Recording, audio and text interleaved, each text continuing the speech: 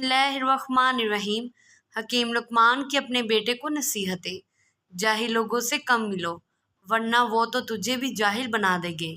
دوستوں سے راز کی بات مت کرو، ہو سکتا ہے وہ تمہارا دشمن بن جائے۔ ہر قسم اور ہر طبقے کے لوگوں کو پہچانو اور ان کے ساتھ مناسب برتاؤ کرو۔ زبان کی شر سے محفوظ رہنا چاہتے ہو تو خاموش رہو۔ عقل مندوں کی صحبت میں رہو، یہ مشکل وقت میں تمہاری مدد کریں گے۔ اپنے بڑوں کے ساتھ مزاح اور خوش طبعی نہ کرو۔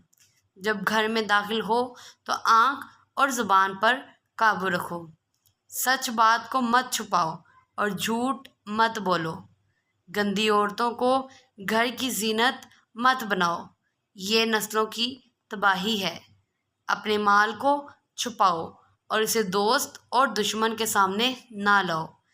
الفاظ کا چناؤ شخصیت کی عکاسی کرتا ہے۔